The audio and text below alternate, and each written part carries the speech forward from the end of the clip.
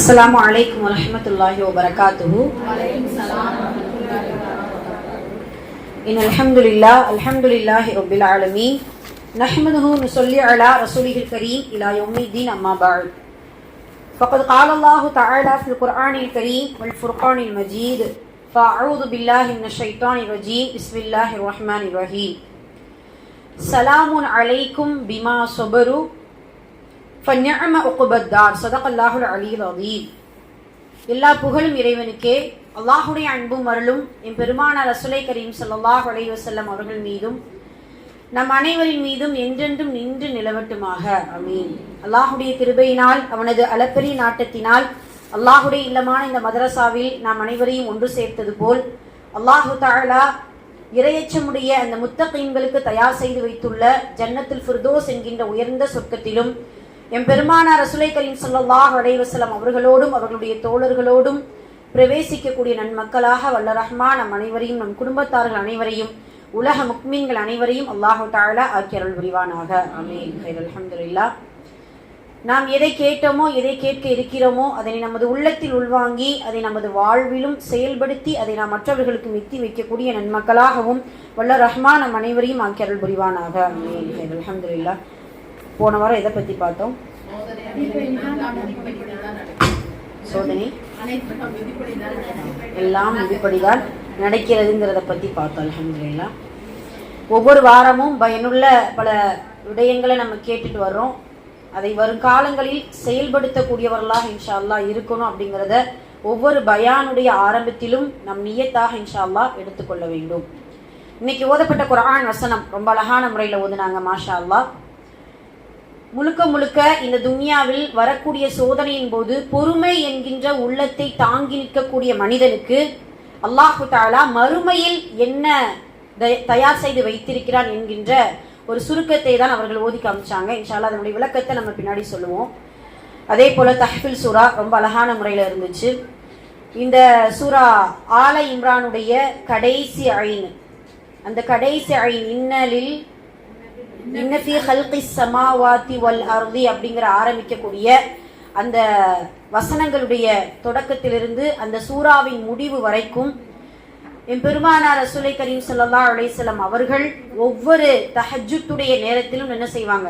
அவர்கள் ஓதுவார்கள். நபி ஸல்லல்லாஹு அலைஹி வஸல்லம் அவங்க சொல்லியிருக்கிறாங்க, அதாவது இருளான நேரத்தில் ஒளியை ஏற்படுத்தக்கூடிய சில வசனங்களும் துஆக்களும் உள்ளன. அதில் ஒன்றுதான் இந்த வசனம், குர்ஆனுடைய வசனம். அல்லாஹ்வுடைய தூதர் எழுந்த உடனே இந்த தஹஜ்ஜுடைய நேரத்துல இந்த ஆயத்துக்களை ஓதுவாங்க. சுப்ஹானல்லாஹ். நல்ல அர்த்தம் நிறைந்த பல துஆக்கள் உள்ளடக்கிய ஒரு அற்புதமான வசனம். இன்ஷா அல்லாஹ் அதை நம்ம எப்பயுமே இங்க தஹஜ்ஜுடைய தொழக்கூடிய மனிதர்களாக இருக்கும் பொழுது அதை ஓதிக்கொள்ளலாம். ஆமா, தொழுகையிலே ஓதலாம். ரசூலுல்லாஹ் தொழுகையில் ஓதுறதை விட எழுந்த உடனே என்ன செய்வாங்க? ஓதிடுவாங்க. சுப்ஹானல்லாஹ். தொழுகையிலும் ஓதுவதனால் ஓதிக்கொள்ளலாம். இதுல என்னன்னா, இப்போ சில நேரம் நம்ம தஹஜ்ஜுத் தொழ முடியாத சூழ்நிலையில இந்த சூறாவை எப்படி பயன்படுத்தி கொள்ளலாம் இந்த வசனங்களை அப்படின்னு சொல்லும் பொழுது, ஒவ்வொரு தொழுகையுடைய இறுதியிலும் நம்ம எப்படி துஆவுக்கு அதாவது தொழுகையை முடிச்சு நம்ம துஆ செய்யறோமோ அந்த துஆவுக்கு முன்னால் இந்த வசனத்தை இன்ஷா அல்லாஹ் ஓதி துஆ செய்யக்கூடியவங்களா இருக்கும். ஒரு சிறப்பானது, ஒரு முஸ்தஹபான விஷயங்களில் இதுவும் ஒன்று. அப்படி ஓதும் பொழுது என்ன ஆகும் அப்படின்னு சொன்னா, அல்லாஹுடைய தூதர் ஓதிய அந்த நேரத்தில் ஓதக்கூடிய பாக்கியத்தை இன்ஷா அல்லாஹ் கொடுப்பான். அல்லாஹ் மீது முழு தவக்குள் வைத்து இன்ஷா அல்லாஹ் இந்த வசனத்தை ஓத வேண்டும் அப்படிங்கிறத நம்முடைய வாழ்க்கையில எப்படியாவது இதை எடுத்து ஓதிடணும். சில வசனங்கள் நமக்கும் அந்த வாழ்வுக்கும் நிறைய தொடர்புண்டு. குர்ஆன்ல 6666 வசனங்களுக்கு மேல குர்ஆனில் இருக்கிறது. அந்த 6666 வசனங்களும் ஒவ்வொரு நாளுக்கும் ஒவ்வொரு மனிதனுக்கும் ஒவ்வொரு தனி மனிதனுக்கும் உபயோகப்படக்கூடியதாகத்தான் இருக்கும். அதுல சில வசனங்கள் அவனுக்கும் அந்த வசனத்திற்கும் அவனுடைய வாழ்க்கையும் பிரித்தே வைக்க முடியாது. பொருத்தத்தோடு இருக்கும். அதில் ஒன்றுதான் இந்த வசனங்கள். இன்ஷா அல்லாஹ் எப்படி நம்ம ஆமன ரசூல தினமும் ஓதுகிறோமோ, எப்படி ஆயத்துல் குர்சியை தினமும் ஓதுகிறோமோ, எப்படி சூரத்துல் ஃபாத்திஹாவை ஒவ்வொரு தொழுகையிலும் ஓதிக்கொண்டிருக்கிறோமோ, அதே போல் சூரா ஆல இம்ரானுடைய கடைசி ஐனை இன்ஷா அல்லாஹ் நம்ம என்ன செய்யணும்? நம்முடைய வாழ்க்கையில் தினமும் ஓதக்கூடிய பழக்கத்தில் இன்ஷா அல்லாஹ் கொண்டு வர வேண்டும். நபி ஸல்லல்லாஹு அலைஹி வஸல்லம் அவர்கள் சில சூறாக்களை தினமும் சில வசனங்களை தினமும் அவர்கள் என்ன செஞ்சிருக்காங்க? ஓதியிருக்கிறாங்க. அதில் ஒன்றுதான் இது அப்படிங்கிறத. இதனுடைய சிறப்புகள் நிறைய உண்டு. இன்ஷா அல்லாஹ் இன்னொரு நாள் நம்ம பார்ப்போம். இன்னைக்கு நம்ம எதை பத்தி பார்க்க போறோம் அப்படின்னா, அல்லாஹுடைய கிருபையினால அவனுடைய உதவி எப்பொழுதுமே அருகிலே தான் இருக்கும் அப்படிங்கிறதை உணர்த்தக்கூடிய தருணமாக, இந்த தருணத்தை நாம் நெகிழ்வூட்டும் தருணமாக இன்ஷா அல்லாஹ் நம்ம எடுத்துக்கொண்டு, அதனுடைய தலைப்பாக பலஸ்தீனர்களே உங்களுடைய நிம்மதி நிரந்தரமாக அல்லாஹ் அருள் புரிவானாக என்கின்ற தலைப்பில் இன்ஷா அல்லாஹ் இன்னைக்கு நம்ம பார்க்க போறோம். பாலஸ்தீனர்களே உங்களுடைய நிம்மதி நிரந்தரமாக இருக்க அல்லாஹ் அருள் புரிவானாக என்கின்ற ஒரு அற்புதமான துஆவை கொண்டு இன்ஷா அல்லாஹ் ஆரம்பிக்க போகிறோம். சுப்ஹானல்லாஹ். இன்னைக்கு பாத்தீங்கன்னா ஈமானை அதிகரிக்கக்கூடிய ஈமானை நாம் புதுப்பிக்கக்கூடிய ஒரு 5 இடங்கள் இந்த துன்யாக்குள்ள இருக்குது. அப்பப்போ ஈமான் கூடும் குறையும் சொல்றோம் இல்லையா, அந்த குறைவான அந்த ஈமானை கூடுதலாக்குவதற்கும் அதிகப்படுத்துவதற்கும் உறுதியாக்கி கொள்வதற்கும் 5 இடங்களை நாம் தேர்ந்தெடுத்து கொண்டே இருக்க வேண்டும். ஒன்று, இறைவனுடைய வணங்கக்கூடிய அந்த மஸ்ஜித், சஜ்தா செய்யக்கூடிய இடங்கள், மஸ்ஜிதுகளை எல்லாம் நம்ம அமரும் பொழுது ஈமான் நமக்கு அதிகரிக்கும். ஒன்று. இரண்டாவது, மத்ரசா, பாடங்கள் கற்றுக்கொள்ளக்கூடிய, பாடங்கள் கற்பித்து கொடுக்கக்கூடிய அந்த இடத்தில் அமரும் பொழுது நமக்கு ஈமான் அதிகரித்து கொண்டே இருக்கும். இது எந்த சந்தேகமும் கிடையாது. மூன்றாவது, மகாபிர். மகாபிர் என்றால் எங்க படிச்சிருக்கோம்? மகாபிர் ஹத்தா ஜுர்துமுல் மகாபிர். அப்ப மகாபிர்னா என்ன? கபருக்கு பன்மைதான் மகாபிர். சரியா? கபருக்கு பன்மைதான், மக்பராவுக்கு பன்மைதான் மகாபிர் என்றால் அடக்கத்தலங்கள். சரிங்களா? இப்போ நம்ம கபிரிஸ்தானுக்கு போனால் நம்முடைய ஈமான் அதிகரிக்குமா? முஃபஸ்ஸிரீன்கள் சொல்லக்கூடிய வார்த்தை. நம்ம எங்கெல்லாம் அடக்கத்தலங்களை பார்க்கின்றோமோ அப்பொழுதும் நம்முடைய ஈமான் குறைந்திருந்தால் என்றாவது ஒரு நாள் இந்த இல்லத்திற்கு நாமளும் என்ன செய்ய போறோம்? போக போறோம் என்கின்ற அந்த நினைவு வந்த உடனே ஈமான் அதிகரிக்கும். அதே போல 4வது இடம், ஜனாசாவை சந்திக்கும் பொழுதெல்லாம் ஈமான் அதிகரிக்கும். சுப்ஹானல்லாஹ். ஏன்னா மகாபிரை சந்திக்கக்கூடிய வாய்ப்பு பெண்களுக்கு குறைவு. ஆண்கள் நம்ம நினைத்த நேரத்தில் என்ன செய்வாங்க? அவங்க சந்தித்துக் கொள்வாங்க. நமக்கு ஜனாசா மரணம் செய்யக்கூடிய அந்த மையத்துடைய வீட்டிற்கு செல்லும் பொழுது நமக்கு ஈமான் அதிகரிக்கும். அதே போல 5வது மிக முக்கியமானது, ஷஆயிருல்லாஹ் என்று சொல்லக்கூடிய அல்லாஹுடைய அடையாள சின்னங்களாக இருக்கக்கூடிய மஸ்ஜிதே ஹராம், மஸ்ஜிதுல் நபவி, மஸ்ஜிதுல் அக்ஸா. சுப்ஹானல்லாஹ். இந்த 3 இடங்களில் செல்லும் பொழுதும், அதை நினைவு கூறும் பொழுதும், அதை நினைத்து சிந்திக்கும் பொழுதும், அதை பார்வையிடும் பொழுதும் நம்மளுடைய ஈமான் சுப்ஹானல்லாஹ் சுப்ஹானல்லாஹ் இந்த துன்யாவில் வாழ்ந்தா இந்த இடத்துல தான்ப்பா வாழணும் அந்த எண்ணம் தோன்றும். சுப்ஹானல்லாஹ். இந்த மஸ்ஜிதுல் அக்ஸாவை பார்க்கும் பொழுது, கஅபத்துல்லா பார்க்கும் பொழுது என்னுடைய முழு காலமும் இந்த கஅபத்துல்லாவை பார்த்தே கழிந்து விடாதா என்று தோணுகிறது. அல்லாஹ்வுடைய தூதருடைய அந்த அவங்களுடைய மக்பராவுக்கு முன்னாடி இருக்கும் பொழுது சலாமும் சலவாத்தும் சொல்லும் பொழுது சலாம் சலாவாத் சொல்லிக்கொண்டே என்னுடைய வாழ்நாள் கழியாதா அப்படிங்கிறது அளவுக்கு நம்மளுடைய ஈமான் தூண்டும். அதே போலதான் மஸ்ஜிதுல் அக்ஸா, அந்த பலஸ்தீன மக்களை பார்க்கும் பொழுது சுப்ஹானல்லாஹ் எவ்வளவு ஈமானிய ஒரு மக்களாக இருக்கிறாங்க. யா அல்லாஹ் இந்த பாக்கியம் எங்களுக்கு கிடைக்கலையே அப்படிங்கிற அளவிற்கு இந்த 3 இடங்களும் ஷஆயிருல்லாஹ், அல்லாஹ்வுடைய அடையாள சின்னங்கள். அந்த அடையாள சின்னங்களை சந்திக்கும் பொழுதும், அதை நினைத்து சிந்திக்கும் பொழுதும் அல்லாஹ் நம்மளுடைய ஈமானை அதிகரித்துக் கொண்டே இருப்பான். சுப்ஹானல்லாஹ். இந்த 5 இடங்களில் மஸ்ஜித், மதரசா, மகாபிர், ஜனாசாவுடைய வீடு, அதே போல ஷஆயிருல்லாஹ் என்று சொல்லக்கூடிய அல்லாஹ்வுடைய அடையாள சின்னங்கள், இந்த 5 இடங்களில் நம்முடைய ஈமான் அதிகரித்துக் கொண்டே இருக்கும். அதில் தான் இப்பொழுது நாம் பலஸ்தீனத்திற்குள் பயணிக்க போகிறோம். சுப்ஹானல்லாஹ். அந்த பலஸ்தீன மக்களுடைய நிலைமை இப்பொழுது தற்சமயம் அப்டேட்டா எப்படி இருக்கிறது அப்படிங்கிறத நம்ம பார்க்க போறோம். அதை பார்ப்பதற்கு முன்னால் இன்னைக்கு ஓதப்பட்ட குர்ஆன் வசனம் சுப்ஹானல்லாஹ், அதில் வரக்கூடிய ஒரு வார்த்தை தான் சலாமுன் அலைக்கும் பிமா ஸபரு. இந்த வார்த்தை, இவங்க ஓதின முழு வசனமும் இப்பொழுது பலஸ்தீன மக்களுக்காக, எப்படி இந்த உமர் ரலியல்லாஹு அவர்கள் சொல்லுவாங்க இல்லையா, அதாவது அல் யௌம அக்மல்து லக்கும் தீனுக்கும்னு ஒரு வசனம் படிச்சோம்ல, அந்த வசனம் இறங்கிய நாள் பெருநாள் போல அவங்க கொண்டாடினாங்களாம். சில வசனங்கள் இப்பொழுதுதான் இறங்கிருக்குமே நினைக்கக்கூடிய அளவுக்கு சில வசனங்கள் குர்ஆன்ல இருக்கு. அதே போலத்தான் அல்லாஹ் இந்த வசனத்தை இப்பொழுதுதான் இறக்கியிருக்கிறானோ என்று சொல்லக்கூடிய அளவிற்கு அவர்கள் ஓதிய வசனம் அந்த பலஸ்தீன் மக்களை குறித்த ஒரு அற்புதமான வசனம். அதில் ஒன்றுதான் சலாமுன் அலைக்கும் பிமா ஸபரு. அவர்கள் நீங்கள் பொறுமையாக இருந்ததினால் 1000 சலாமும் சலவாத்தும் அல்லாஹ் உங்கள் மீது பொழிவானாக. அது அர்த்தம் அதுதான்.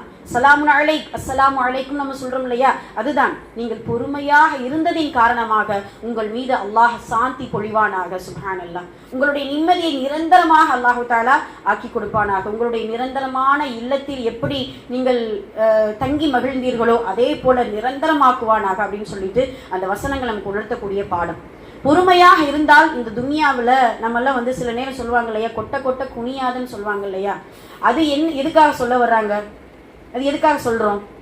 பொறுமைக்கும் அதுக்கும் என்ன வித்தியாசம்? அதாவது நமக்கு வரக்கூடிய சோதனை, அதாவது அந்த நேரத்துல நம்மளுக்கு அநீதி இழைத்தாலும் சும்மா பொறுமையா இருக்கிறது ஒண்ணும் கிடையாது. பேசவே மாட்டாம வாயில்லா பூச்சி, அதெல்லாம் பொறுமை கிடையாது. அது வந்து ஒரு விதமான விஷயங்கிறது சொல்லுவாங்க, பெரியவங்க சொல்லுவாங்க, எல்லாம் பாதுகாக்கணும். என்ன ஆமா ஆமா சரிங்களா? அப்போ எந்தெந்த இடத்துல பேசணுமோ அந்தந்த இடங்கள்ல நல்ல முறையில பேசிடணும். ஆனால் சோதனைக்குள்ளாக்கப்படும் பொழுது ஒரு பொறுமை வருகிறது பாத்தீங்களா, அதுதான் பொறுமை. சுப்ஹானல்லாஹ்.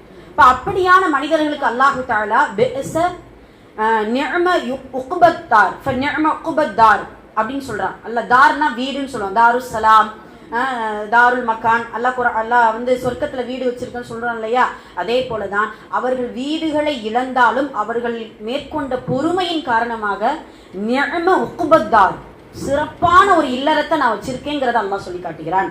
அப்படியே அதை படிச்சுட்டு வரும் பொழுது கடைசியாக அவங்களுக்கு இழைக்கப்பட்ட அந்த கொடுமை இழைத்தார்களே அவர்களுக்கும் அல்லாஹ் பதிலடி கொடுக்குறான். அந்த வாசகத்துல அவங்கள வந்து இப்ப ஒப்பந்தம் செஞ்சிருக்கிறாங்க, அந்த யூதர்களை நம்பவே முடியாது. பாவீங்க, ஒப்பந்தம் செய்வாங்க. இதே போல ஆயிரக்கணக்கான ஒப்பந்தங்கள் அல்லாஹ்வுடைய தூதருடைய அந்த வரலாற்றுல இருந்து பார்த்தோம்னா ஆயிரக்கணக்கான ஒப்பந்தங்கள். ஆனா எப்போ முறிப்பான்ங்கிறது தெரியாது. அல்லாஹ்விடத்துல நிறைய துஆ செய்யும்.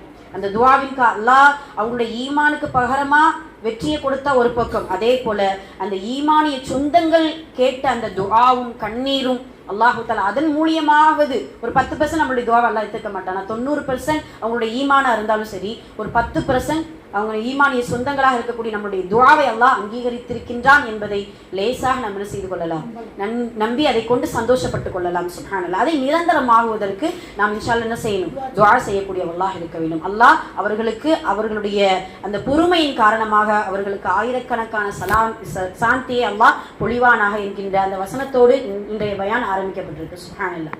அது மட்டும் இல்ல, அல்லாஹ் குர்ஆன்ல ஒரு வசனம் சொல்லுவான், சூரத்துல் பக்ராவுல அடிக்கடி நம்ம அந்த வசனத்தை கடந்து போய்கொண்டே இருக்கிறோம். நமக்கும் அது உணர்த்துது. வலனபுலுவன்னக்கும், துன்யாவுல நீங்க சந்தோஷமா இருக்கும்னு நினைக்காதீங்க. அல்லாஹ் இடத்துல நம்ம கேட்போம்ல, யா அல்லாஹ் எனக்கு வந்து நல்ல சந்தோஷத்தை கொடு, நிம்மதியை கொடு, மகிழ்ச்சியை கொடு. அது நிரந்தரமா அல்லாஹ் யாருக்கும் கொடுத்ததில்லை. அவன் நேசிக்கக்கூடிய ஹலீலாக இருந்தாலும் சரி கொடுத்ததே கிடையாது. ஹபீபு கூட என்ன செய்யல, அல்லாஹ்வுடைய தூதருக்கும் கொடுத்ததில்லையே, நமக்கு எப்படி கொடுப்பான்? அல்லாஹ்வே குர்ஆன்ல அத சொல்லுவா, லனபுலுவன்னக்கும், உன்னை நான் சோதிப்பேன். எதை கொண்டு தெரியுமா? மினல் ஹவுஃப். இந்த 5 விஷயம் நான் இப்ப இந்த வசனத்துல இருந்து நம்ம சொல்ல போறோம். இந்த 5 விஷயமும் நம்மளுடைய வாழ்க்கையில் நடக்கலாம், நடந்திருக்கலாம். ஆனால் பலஸ்தீன் மக்களுக்கு நடந்தே விட்டது. வலனபுலுவன்னக்கும், அவர்களை அல்லாஹ் சோதித்தான். மினல் ஹவுஃப், பயத்தை கொண்டு. என்ன பயம் தெரியுமா? உயிர் பயம். சுப்ஹானல்லாஹ். ஒவ்வொரு வீடியோக்களை நம்ம பார்க்கும் பொழுது அப்படியே குண்டுகள், அதாவது அந்த துப்பாக்கி குண்டுகள் முழங்கி கொண்டிருக்கும் பொழுது அப்படியே அந்த சிறுவன் தன்னுடைய தந்தையை அணைத்து அல்லாஹ் அக்பர், அல்லாஹ் அக்பர், யா அபி யா அபி அப்படின்னு சொல்லி கதறக்கூடிய அந்த காணொளி காட்சிகளை எல்லாம் நம்ம பார்க்கும் பொழுது நிம்மதியான உறக்கம் இல்லை. நம்ம ஒவ்வொரு தூங்கும் பொழுதும், ஒவ்வொரு நாள் தூங்கும் பொழுதும் அல்லாஹும்ம பிஸ்மிக்க அமூத்து வ அஹ்யா, யா அல்லாஹ் அல்லாஹும்ம பிஸ்மிக்க அமூத்து, நான் மரணித்த பின் மீண்டும் உயிர் பெற செய்வாயாக அப்படின்னு சொல்லி நம்ம காலையில ஓதுவோம் இல்லையா, அல்ஹம்துலில்லாஹ் இல்லதி அஹ்யானா பஅதமா, நான் மரணித்த பின் மீண்டும் உயிர் பெற செய்த அல்லாஹ்வுக்கே எல்லா புகழும். அந்த வார்த்தையை சுப்ஹானல்லாஹ் அவர்கள் மறுநாள் ஓதுவதற்கு இருப்பார்களா என்று கூட தெரியாது. அந்த அமூத்து வாஹியா சொல்லதோடு அவங்களுடைய உயிர்கள் முடியக்கூடிய நிலைமை நம்ம பார்க்கிறோம். அப்ப மினல் ஹவுஃப், பயத்தை கொண்டு அல்லாஹ் சோதிக்கிறான். அல்லாஹ்வுடைய தூதர் ஹலீல் இப்ராஹிம் அலைஹிஸ்ஸலாம் அவர்கள் வந்து பாத்தீங்கன்னா அதனால தான் துஆ செய்வாங்க. அதாவது யா அல்லாஹ் இந்த மக்காவை கஅபாவை கட்டி அமைச்சிட்டு ரப்பிஜ்அல் ஹாதல் பலதன் ஆமினா, ரப்பிஜ்அல் யா அல்லாஹ் இந்த ஊரை, ஆமினா என்றால் பாதுகாப்பான அச்சமற்ற நகரமாக ஆக்கிக்கொடு என்கின்ற துஆவின் பரக்கத்தினால தான் இப்பொழுதும் எந்த அச்சமும் இல்லாமல் எவ்வளோ பெரிய கூட்டங்கள் ஒன்று சேர்ந்தால் என்ன செய்யுது, அந்த கஅபாவும் அந்த அந்த அங்க போகக்கூடிய மக்களும் எல்லா விதமான பாதுகாப்போடு என்ன செய்யறாங்க, இருந்து கொண்டிருக்கிறார்கள் அப்படிங்கிறத நம்ம பார்க்கிறோம். அப்போ அந்த பயத்தை கொண்டு அல்லாஹ் என்ன செய்யறான், சோதிக்கிறான். அதே போல மினல் ஹவுஃப் வல் ஜூ என்றால் பசி. பசி அல்லாஹ்விடத்துல இரண்டு நிஅமத்துகள் எப்பொழுதுமே நமக்கு இருந்துச்சுன்னா சுப்ஹானல்லாஹ் இறைவனுக்கு நிறைய நன்றி செலுத்தணும். பசியின்மை, பயமின்மை. பசியின்மை, பயமின்மை, இது ரெண்டுமே யாருக்குமே அல்லாஹ் தஆலா கொடுத்துட்டா நினைச்சுக்கோங்களேன், நம்ம தான் இந்த உலகத்திலே நற்பாக்கியவான். நமக்கு ரெண்டுமே கிடைச்சிருக்கு. பசி இல்லை, பயம் இல்லை, நல்ல தூக்கம், நல்ல சாப்பாடு, நம்ம நினைத்த நேரத்தில் நம்ம இறைவனை வணங்கி கொண்டிருக்கிறோம். ஆனால் அவர்களுக்கு ஒவ்வொரு நாளும் இதுதான் கடந்த காலத்தை பத்தி நினைக்கிறது சில நேரம் கசப்பா இருக்கும். ஆனால் சில சோதனைகளை நினைத்தால்தான் அல்லாஹ்வுடைய நிஅமத்தை நமக்கு புரியும். சுப்ஹானல்லாஹ். அப்போ அல்லாஹ்வுடைய அந்த பசியின் கொடுமை நமக்கு தெரியும். இப்போ நம்ம அது ஒரு ஜும்மா பயானாவே நம்ம என்ன செஞ்சோம், பொருளாதார தடை அந்த யூதர்கள் விதிச்சாங்க, அதனால் எத்தனை மக்கள் பாதிப்பானாங்க, எத்தனை மக்கள் இறந்து போனாங்க அப்படிங்கிறத நம்ம பார்க்கிறோம். அப்போ அல்லாஹு தஆலா அந்த பசியை கொண்டும் அவர்களை சோதித்தான். இப்போ ரீசெண்டா ஒரு வீடியோ காட்சி, அதாவது டன்னா உணவு பொருட்கள் இறங்குது, மாவு பொட்டலங்கள் இறங்குது. நம்ம சொல்லுவோம்லே ஒரு சிப்பம் அப்படின்னு சொல்லணும், 25 கிலோ. அதை ஒரு இளைஞன் அந்த கூட்ட நெரிசல்ல தூக்கிட்டு தன்னுடைய குடும்பத்தார்களிடத்துல சந்தோஷமா கொடுக்குறான். அந்த சந்தோஷத்தை சொல்ல அந்த இளைஞனால முடியல. சுப்ஹானல்லாஹ். நம்ம பார்க்கும் பொழுது இதுக்கு இவ்வளவு, இது இல்லாமல் அந்த மனிதர்கள் பட்ட பாடு, அல்லாஹ் அக்பர். அதை எப்படி இளைஞன் தூக்கிட்டு எனக்கு ஒரு மூட்டையே கிடைச்சிருச்சு அப்படின்னு சொல்லிட்டு அப்படியே அதை நெஞ்சில் அணைத்து கொண்டு அழுகிறான். சுப்ஹானல்லாஹ். அந்த அளவிற்கு உணவு பற்றாக்குறையோடு தான் இந்த மக்கள் கடந்து கொண்டிருந்தார்கள் அப்படிங்கிறத நம்ம பார்க்கணும். அதே போல அல்லாஹ் சொல்றான், மினல் ஹவுஃப் வல் ஜூ வ நக்ஸி மின் அம்வால். அம்வால் என்றால் மாலுடைய பன்மை அம்வால். பொருள் சேதத்தை கொண்டு, பொருள் இழப்பை கொண்டு நான் சோதிக்கிறேன். எவ்வளவு பொருள் இழப்பு தெரியுமா? ஒரு சின்ன குறிப்பு மட்டும் கொடுக்கிறேன், இதை நாம் எப்படி சிந்திக்க போகிறோம் என்று பாருங்க. கிட்டத்தட்ட 80% கட்டிட சேதம். 80% அந்த கட்டிடங்கள் இடிந்து விழுந்த அந்த பொருட்கள் மட்டும் 50 மில்லியன் டன் பொருட்கள் கீழே கிடக்குது. சுப்ஹானல்லாஹ். அந்த இடிந்து விழுந்த கட்டிடத்துடைய எடைகள் மட்டும் 50 மில்லியன் டன் பொருட்கள். அதை அகற்றுவதற்கு, அதை அப்புறப்படுத்துறதுக்கு எவ்வளவு ஆகும் அப்படின்னு சொன்னோம் அப்படின்னா, சுப்ஹானல்லாஹ், நம்மளுடைய இந்திய நாட்டு கணக்குப்படி நமக்கு புரியுற மாதிரி 106.46 லட்சம் கோடி ஆகுமா? இது எப்படி கணக்கிட? 106.48 லட்சம் கோடி. சுப்ஹானல்லாஹ். அந்த அளவுக்கு 1.5 ட்ரில்லியன், அதாவது உங்களுக்கு புரியும் இல்லையா, மில்லியன், பில்லியன், அதுக்கப்புறம் ட்ரில்லியன். அல்லாஹ் அக்பர். இப்போ அந்த அளவிற்கு பொருள் சேதத்தை அந்த இஸ்ரேல் மக்கள் உண்டு பண்ணியிருக்கிறாங்க. அந்த பலஸ்தீன் மக்கள் இப்பொழுது அனுபவிச்சு கொண்டு இருக்கிறாங்க. 90% பேர் வீடுகள் இல்லாம என்ன செய்யறாங்க, அகதிகளாக இருந்து கொண்டு இருக்கிறாங்க. அந்த இடிபாட்டு கட்டிடத்துலதான் நம்ம என்ன செய்யறாங்க, இது பண்றாங்க. இப்பதான் கொஞ்சம் கொஞ்சமா அதை அந்த கட்டிடத்தை மீண்டும் உயிர்ப்பிக்க 10 இருந்து 15 வருஷம் ஆகுமா? கணக்கீடு 10 இருந்து 15 வருஷம் அகற்றதுக்கே. அல்லாஹ் அக்பர். ஏன்னா நம்ம பார்க்க சும்மா வீடியோ கிளிப்ல பாக்குறது ஒரு மணி நேரம், 1 நிமிஷம் 2 நிமிஷம் நம்ம பாக்குறோம். ஆனால் அந்த பலஸ்தீன் மக்கள் சொல்லுவோம் இல்லையா, எறும்பு புற்றுல அடிக்க அதை கொல்ல எறும்பு புற்றுல இருந்து எவ்வளவு வரும், வந்து கொண்டே இருக்கும். அதே போலத்தான் 60,000 மக்கள் இறந்து போயிட்டாங்க. அதுல 20,000 பேர் பிள்ளைகள், சின்ன பச்சின குழந்தைகள். 1,62,200 பேரு ரொம்ப காயப்படுறாங்க. கால்கள் இல்லாம, கைகள் இல்லாம, முடமாகவே வாழ்நாள் முழுக்க அவங்க கஷ்டப்பட்டு இருக்கிறாங்க. எல்லாம் பாதுகாக்கும். இப்ப இவ்வளவு பொருள் செலவுகள், பொருள் வீழ்ச்சியில அந்த மக்கள் இருந்து கொண்டிருக்கிறாங்க. இனிமேல் அவர்கள் மீடேறி வருவதற்கு இன்ஷா அல்லாஹ் அதிகமா நம்ம என்ன செய்யணும், அல்லாஹ் நினைச்ச கொஞ்ச நாள் தான். எப்படி எடுத்துக்கலாம் தெரியுமா? உசேர் அலைஹிஸ்ஸலாம் ஞாபகம் இருக்கா?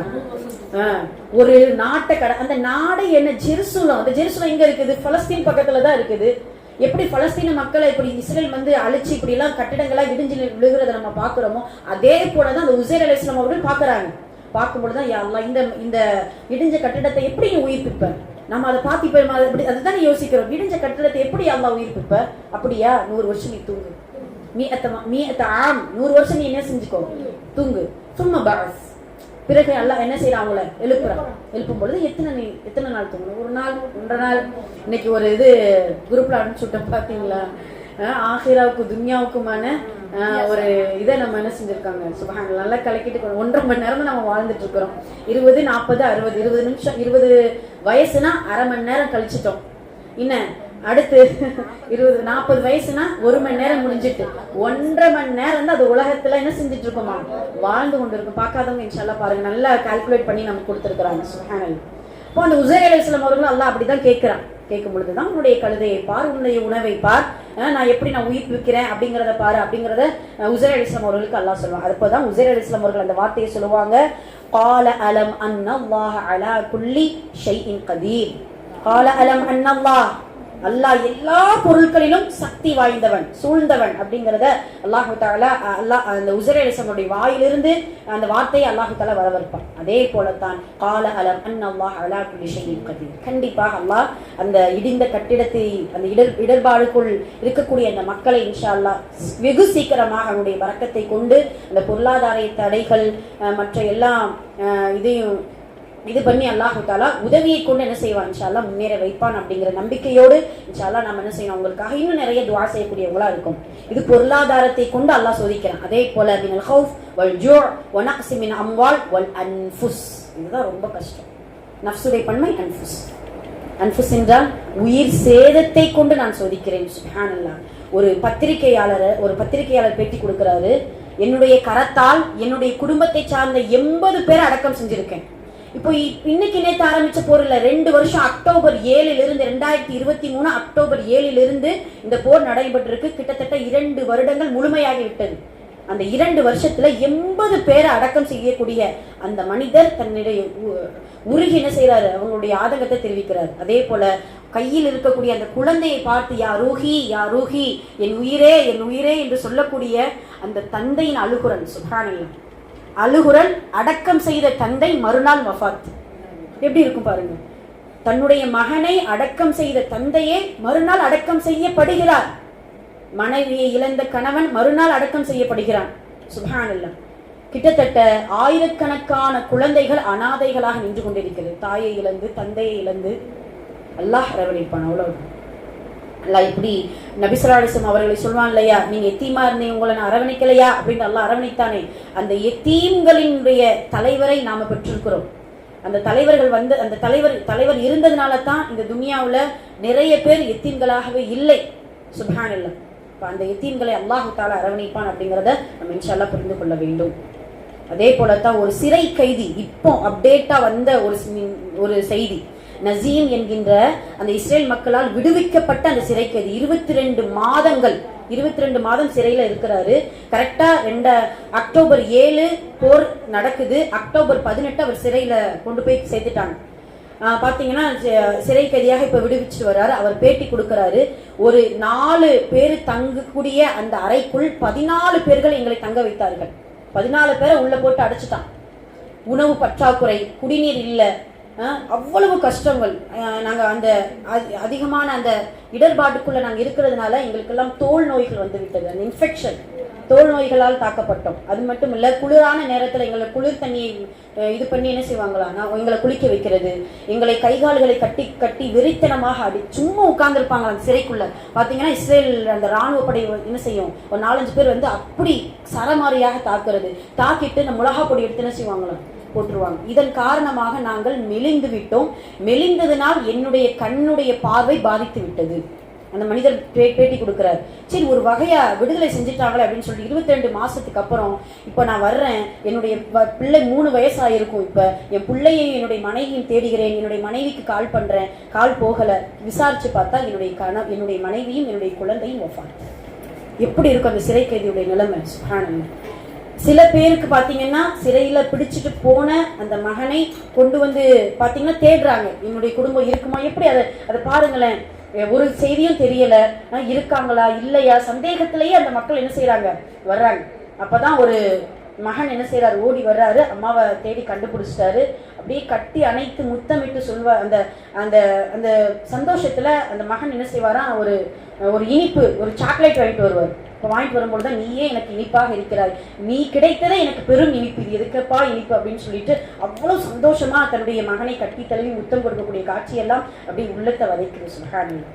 இப்படி சிறை கைதிகள் 1200 பேர் விடுதலை செஞ்சிருக்காங்க. இன்னும் நிறைய பேர் என்ன செய்யறாங்க இருக்கிறாங்க. அந்த ஒப்பந்தங்கள் இன்னும் நல்ல முறையில உறுதியானதுக்கு பின்னால் விடுவிக்கக்கூடியதாக அறிவிப்பு வருது. சுப்ஹானல்லாஹ். இப்போ இப்படி நிறைய செய்திகள், இதெல்லாம் பார்த்தீங்கன்னா உயிர் சேதங்கள். அந்த உயிர் சேதத்தை அல்லாஹ் தஆலா அதை கொண்டு அவர்களை சோதிக்கிறான். அதே போலத்தான் அதுக்கடுத்த சோதனை பார்த்தீங்கன்னா மின் அம்வாலி ஒல் அன்ஃபுசி வ ஸமராத், விளை நிலைச்சல்களுடைய சோதனை.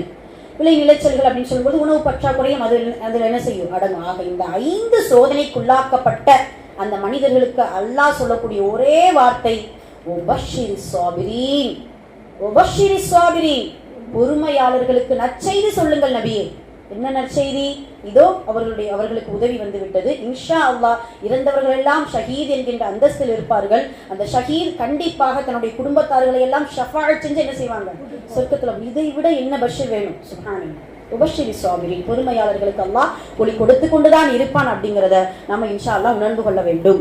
அதே போலத்தான் அல்லாஹ்வுடைய தூதர் சொல்லுவாங்க இல்லையா, இறைவனிடத்துல ஈமானுக்கு அடுத்து உங்களுக்கு ஏதாவது நிஅமத்தை பெருசா கேட்கணும்னா எதை கேட்கணும்? நிம்மதியை கேட்கணும். அந்த ஆஃபியத்துங்கிற கரெக்ட் தான், ஆரோக்கியம் கரெக்ட் தான். அந்த ஆரோக்கியம்ங்கிறதுடைய அடிப்படை என்ன? நிம்மதி தான். எவ்வளவு பெரிய நோயாளியா இருந்தாலும் உள்ளத்துல அந்த நிம்மதி இருந்தால் நோயே பெருசா தெரியாது. சுப்ஹானல்லாஹ். அமைதியின்மை தான் பெரும் நோய். நம்மளுடைய கவலையும் கஷ்டம் தான் ஒருத்தர் அப்படியே நின்று கொள்ளும். அவனுக்கு நோயே வர தேவையில்லை, மனசுல கவலையா அவ்வளவுதான், அவனுடைய நோய் மிகப்பெரிய இதாயிடும். எல்லாம் பாதுகாக்கும்.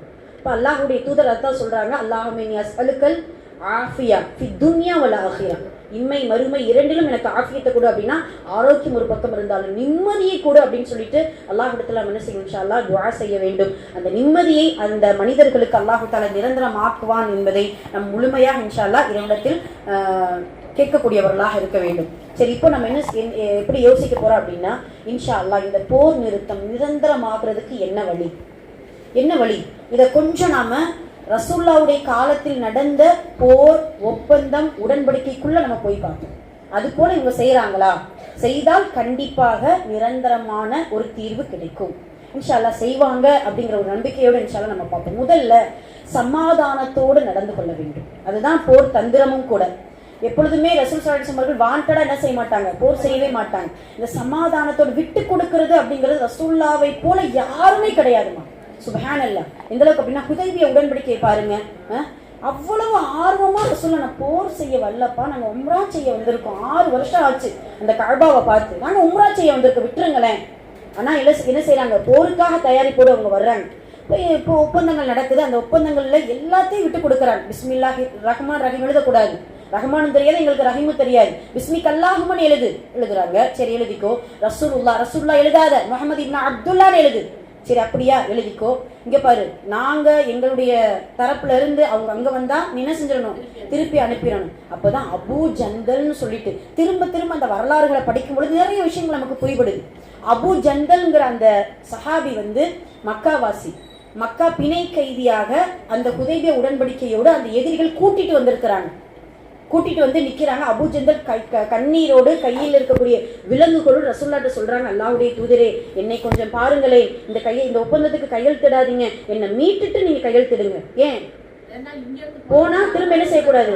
என்னால மக்காவிலே நான் இருந்துருவேனே, என்னை கூப்பிட்டுக்கோங்க அல்லாஹ்வுடைய தூதரே, மதீனாவுக்கு என்னால வர முடியாதே அப்படின்னு சொல்றாங்க. அப்பதான் சுஹைல்ட்டு ஒருத்தர் இருந்தாரா, அவர் கொஞ்சம் ஒப்பந்தத்துல இது பண்ணுவாரா, அந்த சுஹைல்ட்ட ரசூலுல்லாஹ் கேட்கிறாங்க, சுஹைலை அல்லாஹ்வுக்காக இந்த ஒரு மனித அபூ ஜந்தலை மட்டும் விட்டுருங்களேன் அப்படின்னு சொல்லும்போது சுஹைல் ஒத்துக்கொள்ளவில்லையா? ஒற்றுக்கொள்ளவில்லை கிடையாது. அப்படியே ஒரு கால் அபூ ஜந்தல் உங்களை தேடி வந்தால் கண்டிப்பாக திருப்பி அனுப்பி விட வேண்டும். ஒப்பந்தம் இதுதான், கையெழுத்திட முடியுமா? சுப்ஹானல்லாஹ். சரி, ஏன்னா ஒருத்தருக்காக 1400 பேரை என்ன செய்ய முடியாது? வழி கொடுக்க முடியாது. சுப்ஹானல்லாஹ். அப்போ ரசூல் ஸல்லல்லாஹு அலைஹி வஸல்லம் அதற்கும் ஒப்பந்தத்தை இது பண்றாங்க. இப்படி விட்டு கொடுத்ததினால்தான் இதுலதான் ஒரு அழகான ஒரு சிந்தனை இருக்கு. பத்ரு போர்ல வெற்றி கிடைச்சிச்சுல, எவ்வளவு பெரிய மாபெரும் வெற்றி. அப்ப கூட அல்லாஹ் தஆலா இந்த வசனத்தை இறக்கல.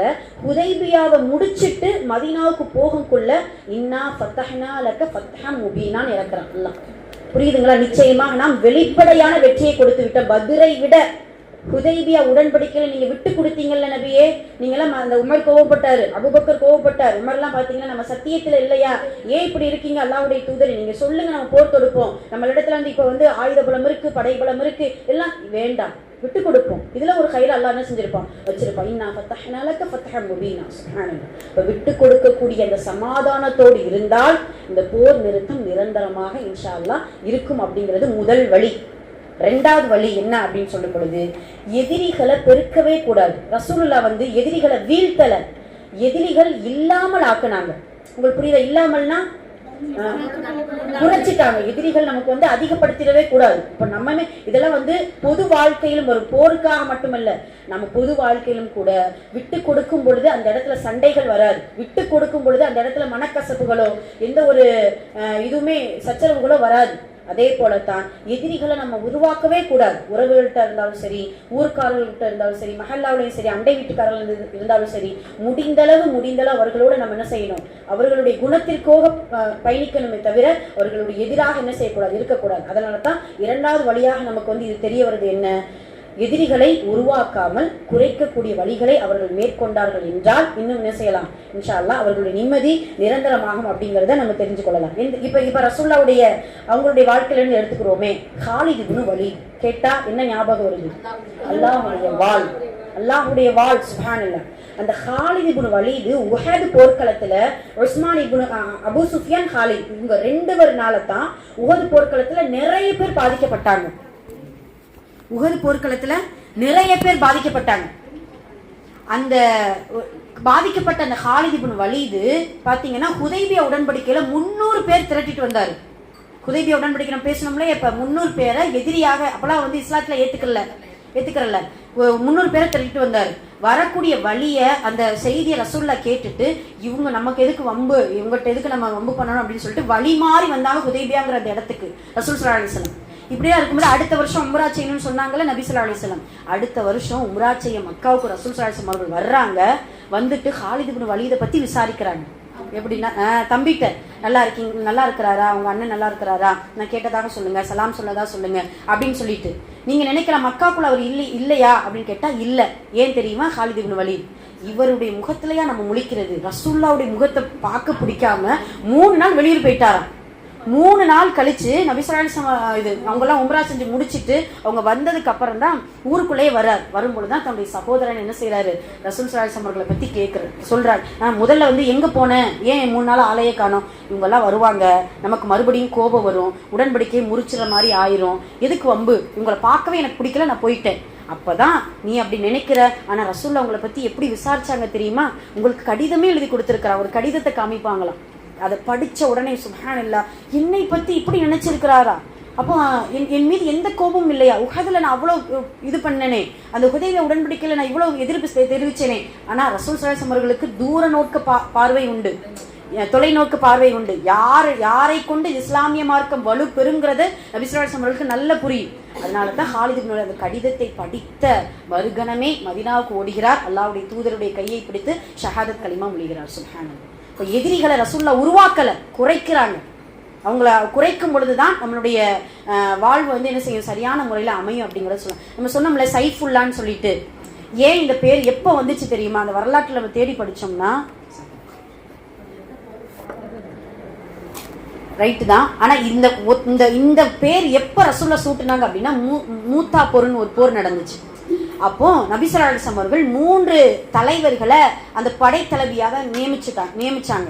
அந்த படைத்தளபதிகள்கிட்ட சொல்லிடுவாங்க, ஜாஃபர் இப்னு அபி தாலிப் இப்படின்ட்டு இன்னொருத்தர் பேரு சரியான ஞாபகம் இல்லை.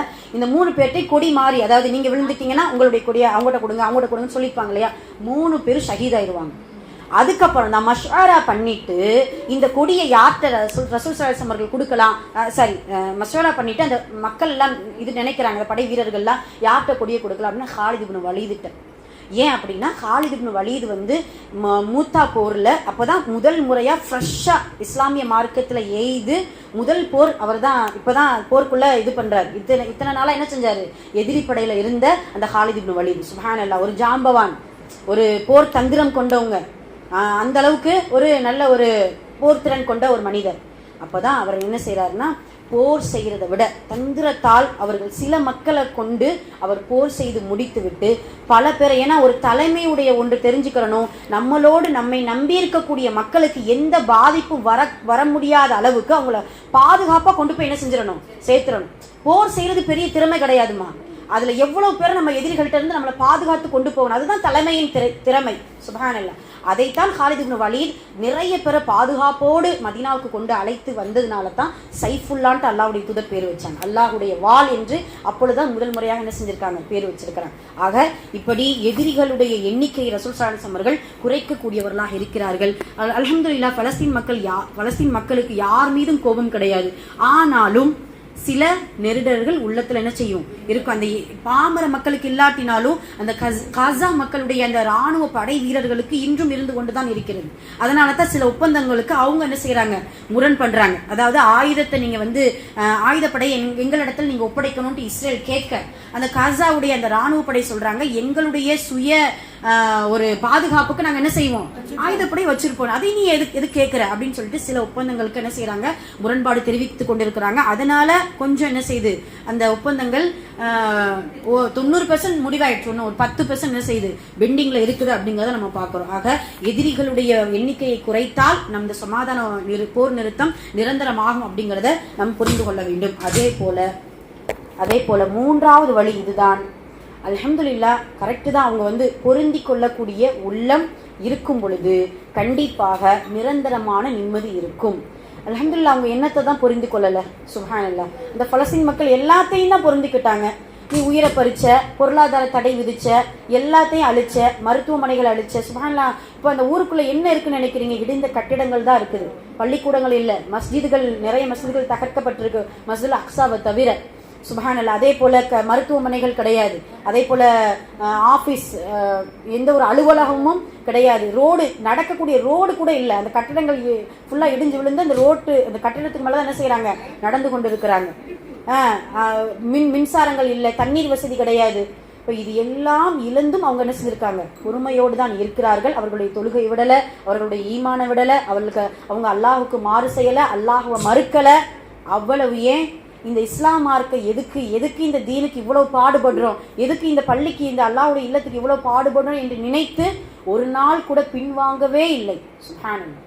அதனாலதான் அல்லாஹ் குர்ஆன்ல சொல்ற, அவர்களை நான் பொருந்தி கொண்டேன், என்னையும் அவர்கள் என்ன செஞ்சுட்டாங்க, பொருந்தி கொண்டார்கள் என்கின்ற அந்த வசனத்திற்கு தோதுவாக அந்த பலஸ்தீன் மக்கள் இருந்து கொண்டிருக்கிறார்கள். சுப்ஹானல்லாஹ். அதனால் கண்டிப்பாக அவங்களுடைய அந்த பொருந்தி கொள்ளக்கூடிய இந்த உள்ளம் இருக்கிறதுனால் இன்ஷா அல்லாஹ் சமாதான ஒப்பந்தம் நிரந்தரமான நிம்மதியை பெற்றுத்தரும் என்பதை இன்ஷா அல்லாஹ் நாம் புரிந்து கொள்ளலாம். அல்ஹம்துலில்லாஹ். இப்படி அல்லாஹ்விடத்துல நிறைய துஆ செய்யுங்க இன்னும் அந்த மக்களுக்காக. அதே போல இந்த பேரிடரில் இந்த 2 வருஷத்துடைய போராட்டம் நம்ம ஒவ்வொரு நாளும் நம்ம சந்திச்சு கொண்டு இருக்கிறோம். அவங்க அவங்க இடத்துல இருந்து சந்திக்கிறாங்க, நாம ஒரு பார்வையாளராக என்ன செய்யறோம், பார்த்து அதை நினைத்து வருந்தி கொண்டு இருக்கிறோம். இதுல இருந்து நமக்கு கிடைக்கக்கூடிய படிப்பினைகள் என்ன? அதுதான் அல்லாஹு தாலா ஒவ்வொரு இன்சிடென்ட் நடக்கும் போதும் நமக்கு படிப்பினை இல்லாம அல்லாஹ் கொடுக்க மாட்டான். இந்த துன்யாவுல என்ன நடந்தாலும், ஏன் காலில் நமக்கு முள் குத்துனாலும் சரி, இது எதுக்காக அல்லாஹ் குத்த வைக்கிறா அப்படின்னா நம்முடைய பாவங்களை மன்னிப்பதற்காக. சுப்ஹானல்லாஹ். அப்போ இதிலிருந்து நமக்கு கிடைக்கக்கூடிய படிப்பினை என்ன? ஒன்று, ஈமானிய உறுதி. இன்னல்லாஹ காலு ரப்புனா, இன்னல்லதீன காலு ரப்புனல்லாஹு சும்மஸ்தகாமு. சுப்ஹானல்லாஹ். இந்த இஸ்திகாமத் என்கின்ற அந்த ஈமான், அந்த பலஸ்தீனுடைய மக்களிடத்தில் நாம் கற்றுக்கொள்ளக்கூடிய முதல் பாடம். அந்த இஸ்திகாமத் என்கின்ற ஈமான், நாம இப்போ பாத்தீங்கன்னா, நீங்க முக்மீனான்னு கேட்டா முக்மீன் தான் சொல்லுவோம், முஸ்லிமான்னு கேட்டா ஆமான்னு சொல்லுவோம். ஆனால் நம்மளுடைய செயல்பாடுகளில் சில நேரம் குறைஞ்சு போயிடுது. முஸ்லீம் என்கின்ற சில அடையாளங்களை சில நேரம் இழந்து போயிடுறோம். மஹாதல் அல்லாஹ்வால் பாதுகாக்கப்பட்டவர்களை தவிர. அதனால் வாழும் காலம் முழுவதும் ஈமானோடு வாழ்ந்த நமக்கு அல்லாஹ் கொடுத்த அந்த பாக்கியத்தை ஈமானோடு மரணிக்கக்கூடிய அளவிற்கு நாம் இன்ஷா அல்லாஹ் நம்முடைய ஈமான் இருக்க வேண்டும் என்பது முதல் பாடம். இரண்டாவது பாடம், அர்ப்பணிக்கும் தன்மை. எதை வேண்டுமானாலும் இறைவனுக்கு அர்ப்பணிக்கக்கூடிய உள்ளத்தை அல்லாஹ் தஆலா நமக்கு எல்லோருக்கும் கொடுக்கணும் இன்ஷா அல்லாஹ். அது இரண்டாவது பாடமாக இருக்குது. மூன்றாவது பாடம், சோதனையின் போது பொறுமை. அந்த பலஸ்தீன் மக்கள் பொறுமை என்கின்ற உள்ளத்தை சுமந்ததுனால தான் இவ்வளவு பெரிய வெற்றியை கண்டார்கள். மறுமையிலும் அவர்களுக்கு வெற்றி நிச்சயம். அதே போல இன்ஷா அல்லாஹ் நாமளும் இன்ஷா அல்லாஹ் நம்மளுடைய சோதனையின் போது பொறுமையாக இருந்து அல்லாஹுவை வணங்கக்கூடியவர்களாக இருக்கணும். நாலாவது, ஒற்றுமையே பலம்னு சொல்லுவாங்க இல்லையா? அந்த பலஸ்தீன் மக்கள் எல்லாருமே ஒற்றுமையா இருந்தாங்க. அதுல ஒரு பிரிவினர் மட்டும் இது எதுக்கு நமக்கு வம்பு அப்படின்னு சொல்லி இஸ்ரேலோடு சேர்ந்தா என்ன ஆயிரும்? பலஸ்தீன் மக்கள் அந்த நாட்டை விட்டு வெளியிருந்தா என்ன ஆயிருக்கும்? அல்லாஹ் பாதுகாக்கணும், பலகீனமாயிரும். ஒற்றுமைதான் பலம் என்கின்ற அந்த ஒற்றுமை என்கின்ற தன்மையை அல்லாஹ் நமக்கு ஒரு பாடமாக கொடுக்கின்றான்.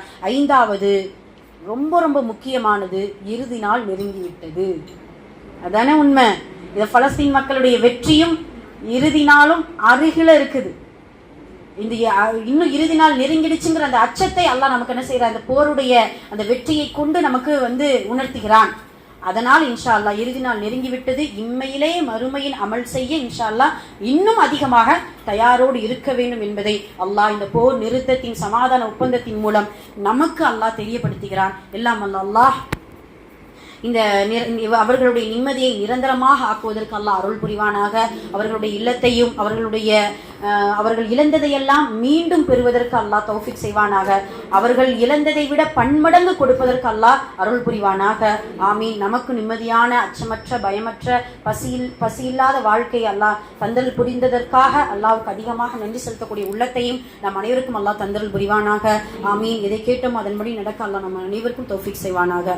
ஆமீன். அகூலு கௌலி ஹாதா அஸ்தக்ஃபிருல்லாஹ் லனா வ லக்கும் வ ஆகிர் தஅவானா அல்ஹம்துலில்லாஹி ரப்பில் ஆலமீன். அஸ்ஸலாமு அலைக்கும் வ ரஹ்மத்துல்லாஹி வ பரக்காத்துஹு.